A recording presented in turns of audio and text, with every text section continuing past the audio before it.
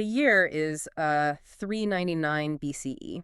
Right. And I want you to just try and picture this really bustling courthouse porch in ancient Athens. Mm. The dust is swirling around, the Mediterranean sun is just beating down on the steps, and two men cross paths right there in the open air. It's quite the visual. It really is. And one of them is this incredibly famous philosopher, and he is just weeks away from being executed by the state for, not believing in the gods the right way. Yeah, for impiety. Exactly. And the other man, well, he's a self-proclaimed religious expert, and he is walking up those exact same courthouse steps to do the unthinkable. It really is unthinkable. He is about to prosecute his own father for murder. It is just this incredibly dramatic collision, isn't it? Yeah. Because you have these two figures, both of them claiming to truly understand the divine, both completely isolated from mainstream society in their own unique ways. Right. And they are about to stumble over the very definition of what it actually means to be holy. And that specific collision is recorded in Plato's famous dialogue, the Euthyphro. Now, if you are listening to this right now, you might be thinking, why are we doing a deep dive into an ancient Greek philosophy text? I mean, I thought we were talking about faith in the Bible. Right. It seems like a pivot. It does. But we have a really fascinating stack of sources today. We are pulling from historical, literary, and theological analyses of this ancient text, sure, but we also have sources showing how the early church fathers and biblical theology deeply interact with it. Which is really where this gets profound. Yeah. Because the early church didn't just look at Greek philosophy as, something to just throw in the trash. No, They saw it as a staging ground. Exactly. And that is basically our mission for this deep dive. Mm-hmm. We are going to look at this ancient text, not just as a piece of dusty history, but as a mirror for your own walk with Christ today. I love that. Yeah, we are going to explore how the intellectual dead ends of human philosophy actually serve to highlight the absolute beauty of the gospel. We want to deepen your appreciation for God's unchanging character. And hopefully, we want to inspire you to live out a faith that is rooted in genuine sacrificial love rather than just empty religious performance. It's a remarkable journey.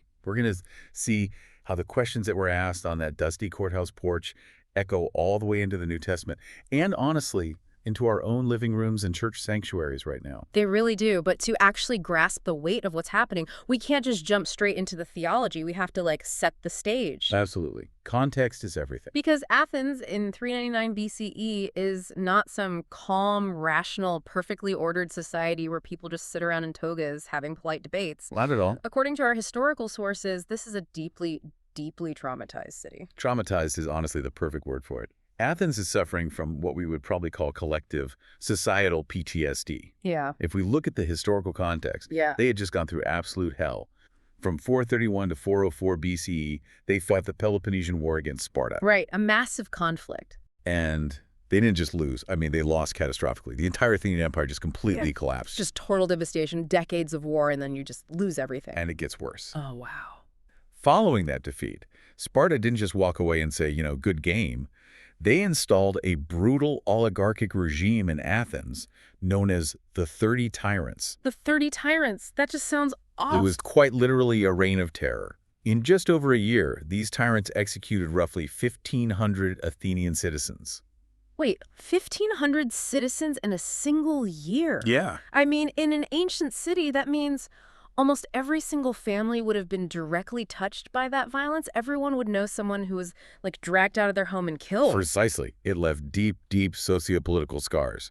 You had families turning against families, neighbors betraying neighbors just to survive. Wow. Now, by 399 BCE, which is the exact year our dialogue takes place, Yeah.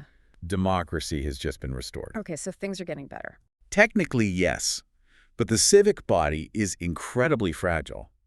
They are so insecure. That makes sense. The leaders are hyper-paranoid about anyone rocking the boat or angering the gods or causing any sort of social instability. They are desperately trying to hold their shattered society together with, tape and string. Because Athens is so traumatized, they aren't really looking for truth, are they? They are looking for scapegoats. Exactly. They need to make sure the gods are perfectly happy so the city doesn't just fall apart all over again. Which I guess brings us to the actual indictments happening on this courthouse porch. Right. They are meeting outside the stoa of the King Archon. The King Archon, right. He's basically the magistrate who oversees religious matters and homicides. Mm. Let's look at Socrates first. Why is he standing there? So Socrates is there to face a capital indictment brought by a young man named Meletus, and the charge is asabia, Kasabiya, yeah. which translates roughly to impiety or unholiness. Meletus is accusing Socrates of inventing new gods, not believing in the traditional gods of the state, and basically corrupting the youth of the city. So, in the minds of the traumatized Athenians, Socrates isn't just an annoying guy asking too many questions in the marketplace. Right, no. He is a literal threat to national security. It's like, you're a threat to our fragile social order, Socrates, and the gods are going to punish Athens again because of you. That is exactly how they viewed it. The citizens are hypervigilant against any religious deviance that might provoke the gods and shatter their hard-won, very fragile stability. They view his philosophical questioning as a dangerous contagion. Okay, so that makes total sense of why Socrates is there. He's being dragged into court by a paranoid city. But then we have the other guy, Euthyphro. He's not there to defend himself. He's there voluntarily to prosecute someone. Right. His own father. And when I was reading through the sources on this, it honestly stopped me in my tracks. What exactly did his father do? It is a very convoluted, almost bizarre edge case of a homicide. Let's kind of break down the chain of events. Okay. Euthyphro's family had a dependent agricultural laborer, or basically a servant. And one day this servant gets into a drunken rage and actually murders a household slave. Okay, so the servant is clearly guilty of murder. Right, there's no question there. Yeah. So Euthyphro's father steps in, apprehends the murderous servant, ties him up, and throws him in a ditch. Just throws him in a ditch. He literally just leaves him in a ditch. But here is where the religious paranoia of the time kicks in. The father doesn't want to do the quote-unquote wrong religious thing by executing the man himself. Okay. So he sends a messenger all the way to Athens to ask a religious official and exegete what he should legally and religiously do with this prisoner. Wait, so he pauses everything to go ask for the correct theological procedure. Yes. But while he is waiting for the priest's advice, the father completely neglects the servant in the ditch. He doesn't feed him, he doesn't give him shelter from the weather, and the servant actually dies of exposure and hunger before the messenger even gets back. Oh my goodness. So it's basically manslaughter via extreme negligence. Exactly. The father was so concerned about following the exact technical religious rulebook for dealing with a murderer that he ended up committing a murder himself. That's it, exactly. And Euthyphro decides that because his father caused this death, he must prosecute his own father for homicide. Now, I want to pause here for a second, because if you are listening to this right now in the 21st century, you might hear that story and think, well, good for Euthyphro. Right, it sounds kind of righteous to us. Yeah, he's standing up for the marginalized. A servant died because of rich guy negligence, and Euthyphro is seeking objective justice, even when it costs him his own family reputation. That sounds pretty noble. It does. But our sources are very clear that this is not how an ancient Athenian audience would view it, is it? Not at all. To an ancient Greek, Euthyphro's actions would have been considered utterly scandalous, just unthinkable. Really? Oh yeah. Traditional Greek morality demanded absolute, unquestioning loyalty to the father. The patriarch was the undisputed head of the family, the total anchor of your identity. Right. Bringing a capital homicide charge against your own father was a severe, shocking breach of family solidarity. It was viewed as an act of profound unholiness in itself. I mean, even the legal historians in our sources debate whether an Athenian citizen actually had the legal standing to bring a homicide charge on behalf of a non-relative laborer anyway. Right, it was practically unheard of. It wasn't his place. So if everyone in his society thinks he's an absolute monster for betraying his dad, what is Euthyphro's justification? Like, why is he doing this? He justifies it through an intense, almost obsessive focus on religious purity. Euthyphro is terrified of a concept the Greeks called miasma. Miasma. Can you break that down for us? Because it's not just, doing something bad, right? No, it's much more visceral than that. Think of miasma like an invisible spiritual infection. Okay. It's a ritual pollution or defilement. The Greeks believed that an unpunished homicide leaves a literal spiritual stain on the physical world. Like actual dirt? Exactly. If you live in the same house as a killer, if you share meals with them or associate with them, that spiritual infection spreads to you. It brings a curse on the entire household. Wow. So it's like living with someone who has a highly contagious, deadly virus, but you refuse to quarantine them. Yes. Euthyphro isn't pursuing justice because he cares deeply about the dead servant. He's literally trying to disinfect his house. That is the perfect way to look at it. To Euthyphro, the identity of the killer doesn't matter. It could be a total stranger, or it could be his father. He explicitly says in the text that the pollution is exactly the same. So he just wants to be clean. Right. He believes he has a strict religious duty to prosecute his father just to cleanse himself of this spiritual dirt. Wow. So Euthyphro is basically using a hyper-technical, ultra-strict religious rule to justify doing something completely cold and heartless to his own family. He thinks he's being perfectly righteous, but he's actually destroying his primary earthly relationship. And that is the exact tension Plato is setting up for us. Look at the irony of the two men on the steps. Yeah, let's look at that. You have Socrates, who is about to be executed for being supposedly unholy, and you have Euthyphro, who is actively tearing his family apart because he claims to possess the exact, unquestionable, perfect definition of what is holy. And Socrates, who is just brilliant at exposing hypocrisy, immediately picks up on this. We get this incredible moment of Socratic irony. It was masterful. Socrates is facing death for his supposed ignorance of religion. He looks at Euthyphro, hears what he's doing, and basically says, wow, Euthyphro, you must be a true, profound expert on the divine if you're willing to execute your own father over this. Oh, the sarcasm is thick. Right. He says, please, I beg you, teach me. I need to be your pupil so I can defend myself in court against these charges of impiety. It's a trap, of course. Totally. Socrates is adopting this mock humility. He's playing dumb to force Euthyphro to clearly articulate his confident assumptions.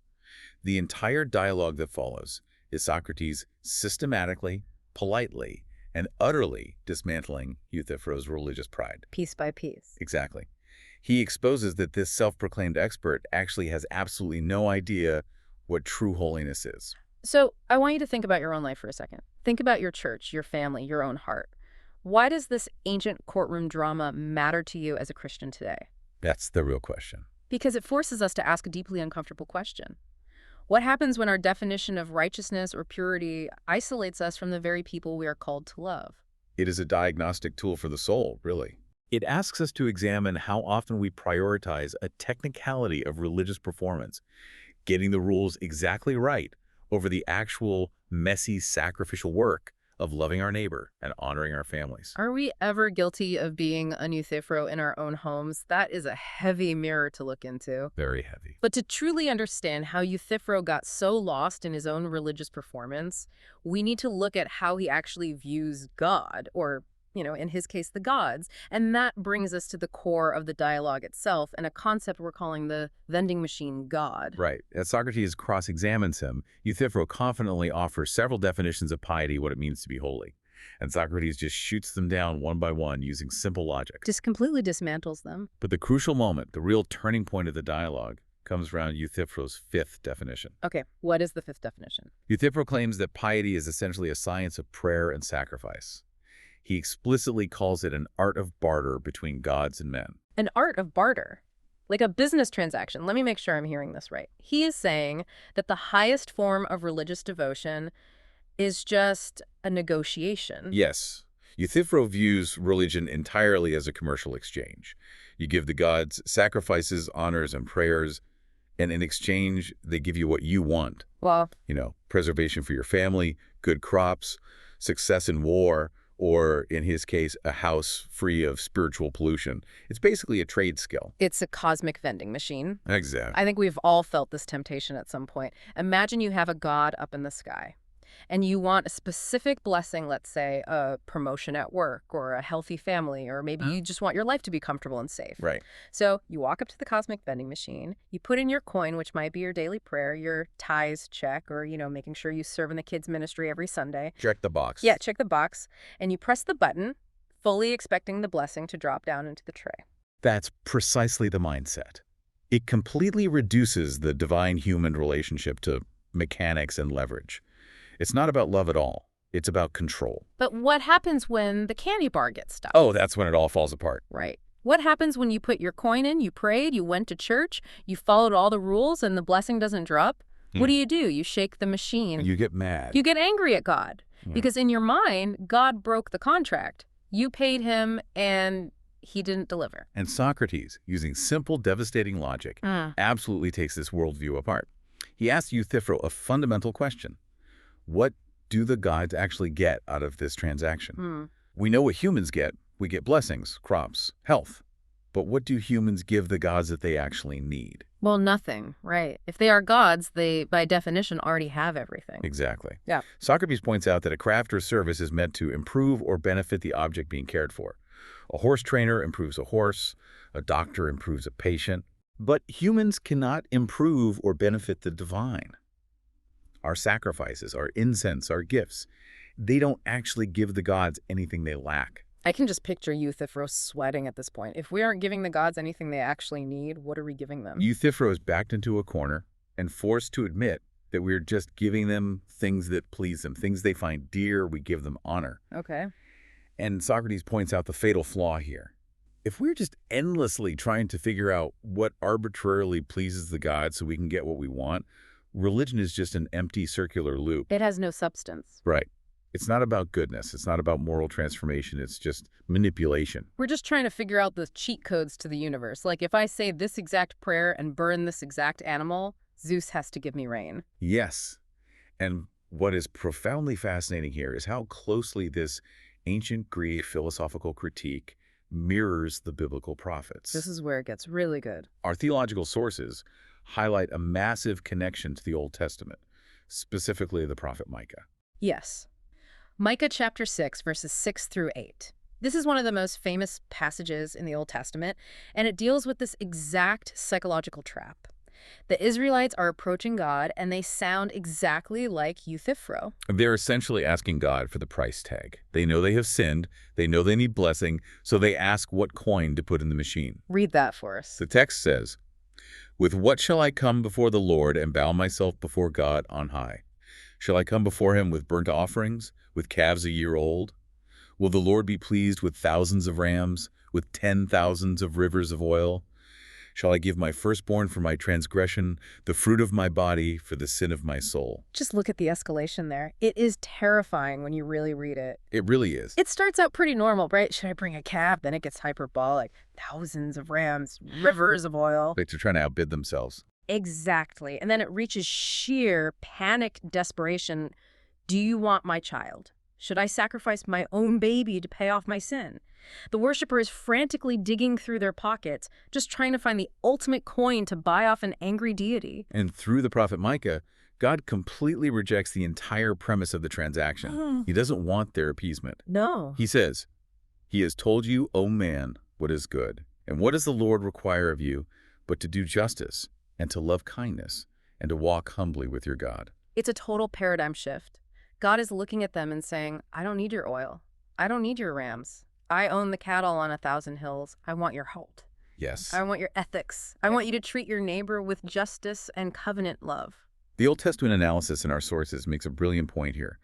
Socrates targets the intellectual absurdity of transactional religion. He shows that it makes no logical sense. All right. But Micah targets its moral bankruptcy. Transactional religion isn't just a logical error, it is a direct evasion of ethical responsibility. Wait, explain that. How is it an evasion? Think about it. If you believe you can just buy God off with a sacrifice or a religious ritual, then you don't actually have to change your heart. Oh, wow. You don't have to change how you treat the poor, the marginalized, or your own family.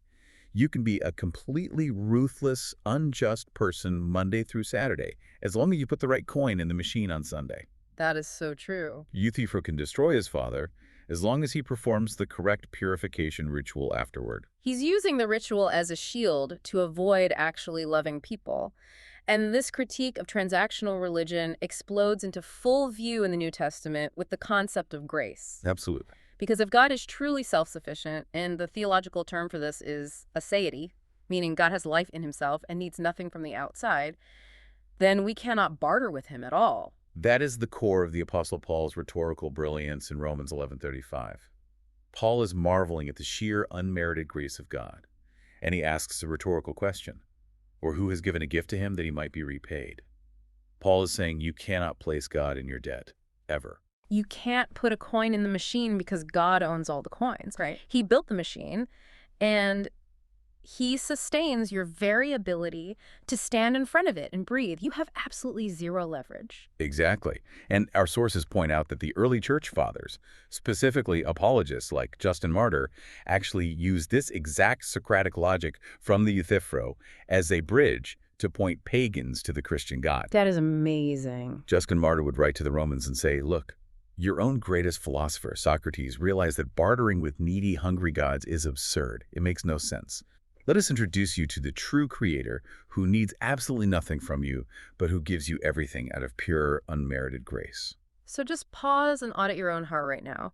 Look at your prayer life, look at your daily devotions, your tithing, your church attendance, the way you serve. Are you secretly treating those beautiful disciplines as a trade skill? Are you treating your faith as a transactional lever to force God to give you a comfortable life, a successful career, or well-behaved kids? It is the easiest trap in the world to fall into. We all want control. But the gospel frees you from this barter system entirely. You Yeah. don't have to earn God's favor through a religious transaction. You can't. His favor is given freely in Christ. Yes. Your obedience isn't a bribe to get things from God. It's a response of love because God has already given you everything in Christ. It moves the relationship from a cold commercial contract to a warm covenant of love. But to fully understand why Greek philosophy couldn't reach that covenant on its own, why Socrates ultimately hits a wall, we have to look at the most famous part of this entire dialogue. That's the trap. The trap that utterly breaks Euthyphro's worldview. This is where we get into the heavy lifting, the famous Euthyphro Dilemma. This is the intellectual collapse of human morality without the God of the Bible. Okay, let's set it up. Okay. Euthyphro has been backed into a corner. His definitions of barter and trade have completely failed. He's sweating. And finally, he throws out what he thinks is the ultimate, unbeatable definition of holiness. He claims that piety holiness is simply what all the gods love. If all the gods agree they love an action, then that action is holy. And this prompts Socrates to ask a question that has literally haunted philosophy for 2,400 years. It really has. It is one of the most famous questions in Western thought. Socrates asks, is the pious loved by the gods because it is pious? Or is it pious because it is loved by the gods? Okay, my brain just tied itself in a knot. We need to walk through this really slowly. Let's look at the two options Socrates is presenting. Let's call them option A and option B. Walk me through option A. Let's take option A. Something is pious or good simply because it is loved by the gods. Meaning, the god's approval is the only thing that makes it good? The action has no goodness in itself? The gods just like stamp approved on it? Correct. But if that is true, if goodness is just whatever the gods decide to love, then morality is just an arbitrary whim. It's just divine preference. Wow, okay. Think about the Greek gods, Zeus, Apollo, Ares.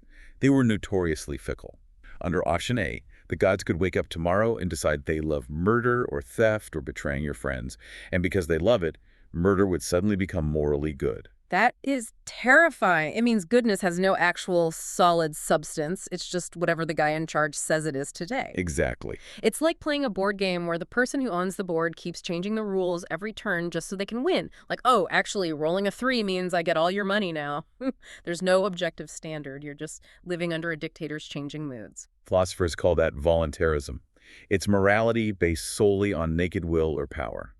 It provides zero comfort and zero foundation for justice. So that's option A, and it's a disaster. Now, let's look at option B, which is what Socrates subtly pushes Euthyphro toward.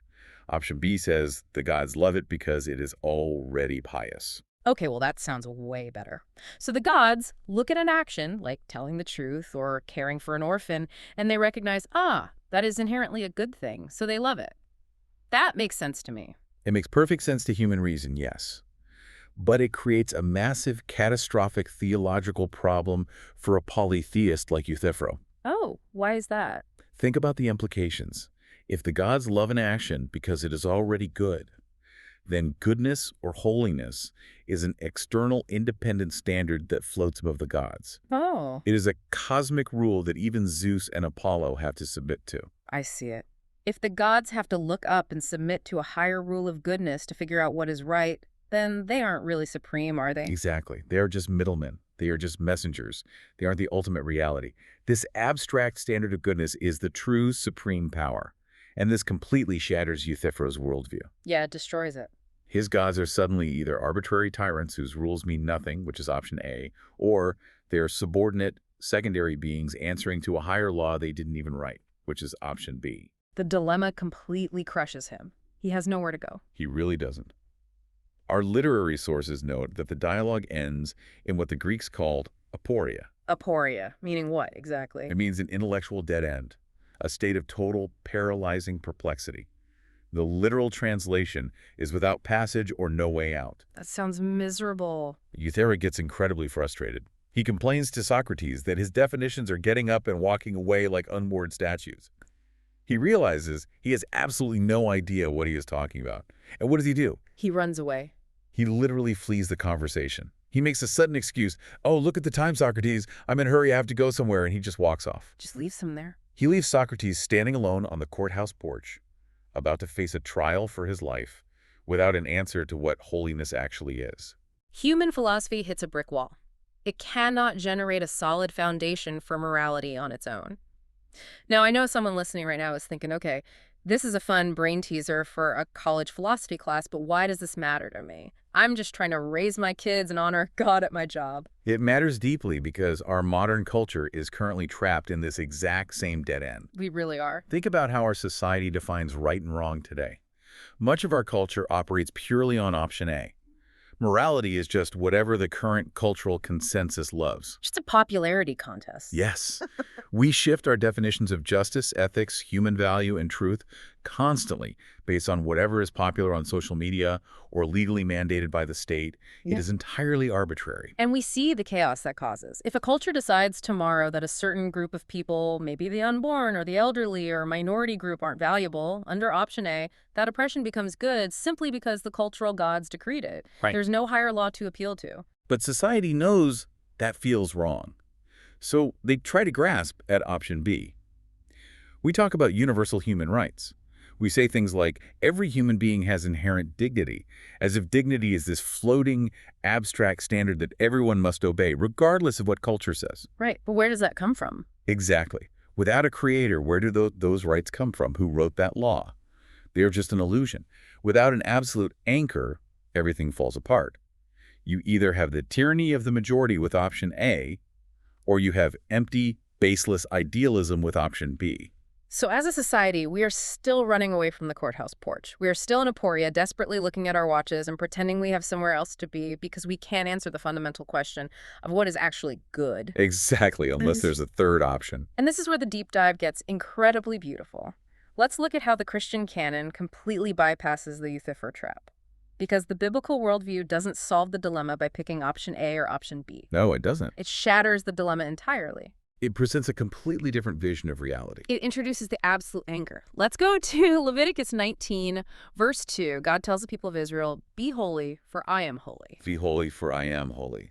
I want us to look really closely at what God does not say there. He does not say, be holy, because I have arbitrarily decided these are the rules for today. That would be option A. Right. And he does not say, be holy, because I have consulted the great cosmic standard of goodness in the sky, and I am passing the rules on to you. That would be option B. He grounds the moral absolute entirely in himself. For I am holy. His very character is the definition of goodness. Our theological sources reference the great early church father Augustine. In his massive work, The City of God, Augustine looked at this exact Platonic dilemma, and Augustine realized the profound truth of the biblical God. God doesn't look to an outside standard of the good, nor is his will disconnected from morality. Rather, God's very essence is the supreme goodness. I read an analogy for this once that helped it click for me.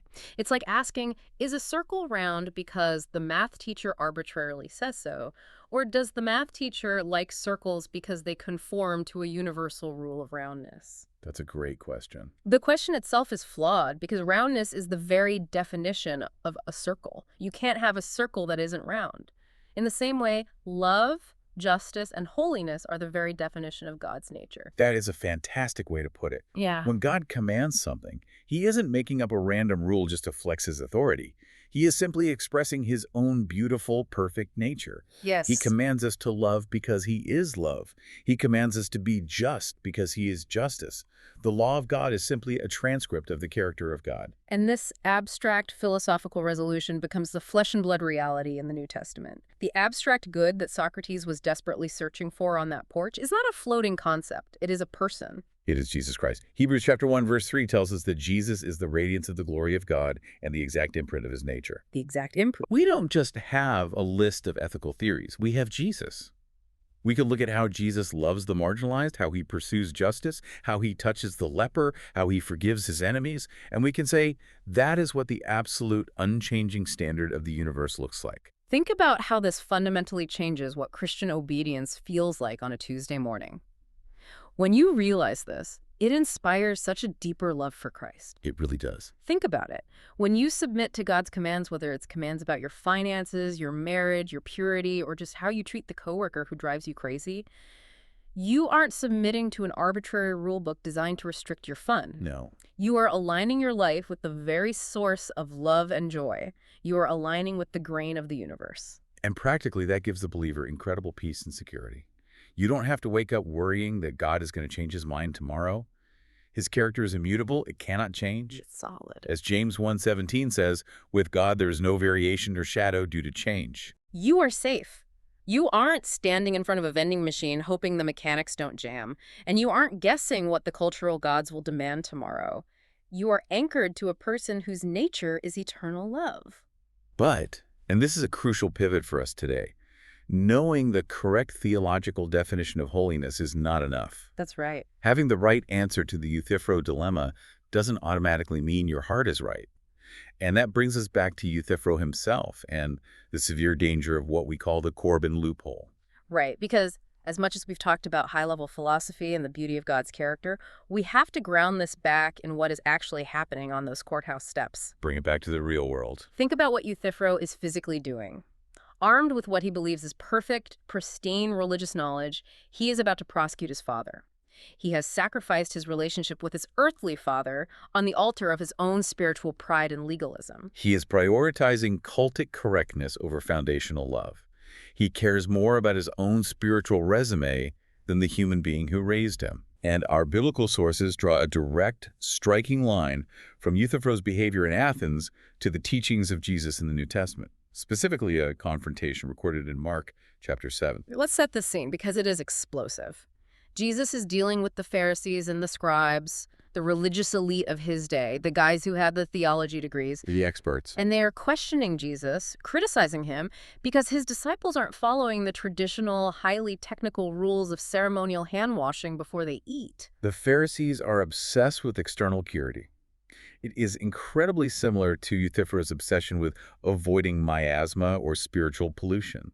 They think holiness is about avoiding the wrong physical dirt. But Jesus turns the tables on them completely. He sure does. He quotes the prophet Isaiah saying, "These people honors me with their lips, but their heart is far from me." And then Jesus gives a devastating real-world case study to expose their hypocrisy. He calls out a specific religious practice known as korban. Right, Corbin. Now, I've heard the word korban used in church before, usually just meaning an offering. But what is Jesus actually talking about here? Why is he so angry about it? Break down how they were using this. Korban is a Hebrew term for an offering or a gift, specifically dedicated to God. In the first century religious tradition, an individual could declare their assets, their property, or their money to be korban, meaning I have formally dedicated this wealth to the temple. Okay, on the surface, that sounds super pious. Like, I'm giving it all to the Lord. Look how devoted I am. It sounds incredibly pious. It looks great on a religious resume. But Jesus exposes that it was being used as a malicious legal loophole. A loophole? Yes. The scribal tradition allowed that once you declared your money korban, it was legally blocked from being used for anything else, including, and this is the heartbreaking key, supporting your aging, vulnerable parents. Oh, wow. So if your elderly mother comes to you and says, "Son, I'm starving, I can't pay for my care," you could look at her and say, "Sorry, Mom, I'd love to help, but all my money is korban. It's dedicated to God. My hands are tied by theology." Exactly. Jesus points out the sheer wickedness of this. He says, Moses commanded, honor your father and your mother. That is the foundational ethical law of love. But the religious elite were teaching that if a man says to his father or mother, whatever support you might have had from me is Corbin, then he is no longer permitted to do anything for his parents.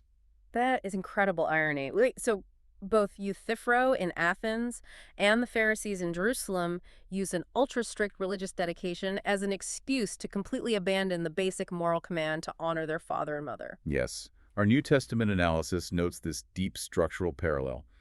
Both texts independently expose a universal, incredibly dark human flaw, our tendency to use hyper-religious structures to evade foundational moral duties. They weaponized theology. They did. They claimed to be achieving the highest level of purity, but Jesus calls it exactly what it is. In Mark 7:13, he says, "They are making void the word of God by your tradition." It's hypocrisy. It's using God as a shield to hide from the difficult, messy, expensive work of loving the people he put right in front of you. This raises a critical distinction between classical Greek piety, which they called hoshin, and biblical godliness, which the New Testament calls eusbeia. Explain that difference. Well, Euthyphro thought piety was an external formula. The Pharisees thought it was a legal loophole. Jesus demands that true godliness requires an inward transformation of the heart that naturally results in sacrificial love, agape, for others. Agape love. Right. You cannot claim to love God whom you have not seen if you are actively finding theological excuses to neglect and harm your family or your neighbor whom you have seen. And this is where the mirror turns on us. It is so easy for us to sit back today and judge Euthyphro. Look at that pagan idiot. It's easy to judge the Pharisees. So easy. But how often do conservative, Bible-believing Christians today use theological debates, church traditions, or religious busywork as an excuse to be unloving, arrogant, or dismissive toward their own families or neighbors? We see it constantly, don't we? We can become so obsessed with doctrinal purity, with having the exact right theological definitions, that we treat actual human beings with cold contempt. Like, I have the right theology, therefore I am allowed to be a jerk to you online. Exactly. We write off family members because they don't align perfectly with our secondary theological camps. Yeah. Or think about our time. Time is a big one. We spend 60 hours a week volunteering at the church, sitting on every committee, effectively making our time korban, dedicated to God, while our marriages fall apart and our children are neglected at home. We use the rules to crush people.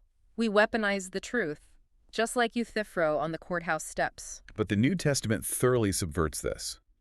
True devotion to Christ must manifest as love for the people he placed in your life. If your theology makes you mean, if your pursuit of holiness makes you cold, haughty, and detached from the suffering of your neighbor, then you haven't actually found biblical holiness. No, you haven't. You just found a Christianized version of Euthyphro's pride. That is a sobering reality check. It's the difference between treating the Bible as a weapon to win arguments and treating it as a surgical tool that changes our own hearts. True doctrine should make us the most loving, patient, gracious people in the room. Precisely. The early church fathers, like John Chrysostom, drew these exact parallels in their preaching.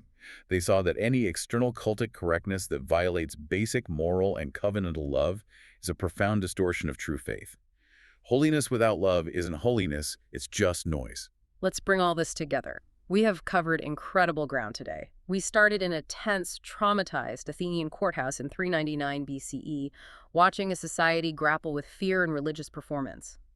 We saw Euthyphro, a man so confident in his transactional religion that he was willing to destroy his own father for a technicality. We watched Socrates absolutely dismantle the idea of the vending machine god, exposing the absurdity of trying to barter with the divine. And we saw human philosophy hit an absolute dead end in the Euthyphro Dilemma, unable to ground morality in a fractured polytheistic world. But then, we saw how the biblical God, revealed fully in Jesus Christ, steps into that void. He doesn't offer arbitrary rules. He doesn't point to floating abstract concepts. He offers himself. Yes, he does. His unchanging character of holy love becomes the absolute anchor for our lives. And he calls us away from cold legalism, away from the Corbin loopholes, inviting us into a faith that transforms our hearts and spills out into sacrificial love for our families and our neighbors. It is the ultimate resolution to the questions that plagued the ancient world. And that leads to a final provocative thought for you to mull over today as you go about your week. Our sources point out that the early church fathers, like Eusebius and Justin Martyr, loved reading Greek philosophy like the Euthyphro. They didn't view it as inspired scripture, of course, but they used it as a preparatio evangelica, a preparation for the gospel. They looked for the questions their culture was asking. They studied the intellectual dead ends their society was hitting, because they knew that only Jesus could provide the ultimate answer. They used the culture's own exhaustion to point them to Christ. So look at your own world. Look at your workplace, your community, your social media feeds. The people around you are desperately searching for meaning or justice, for an anchor in a culture that keeps arbitrarily changing the rules. What are the modern dead ends your culture is hitting right now? And more importantly, how might the unchanging, loving character of Christ be the exact answer they didn't know they were looking for? When you step into the confusing, muddy waters of our modern world, remember that dusty courthouse porch. You don't have to run away from the confusion like Euthyphro did, because you know the person who is the truth.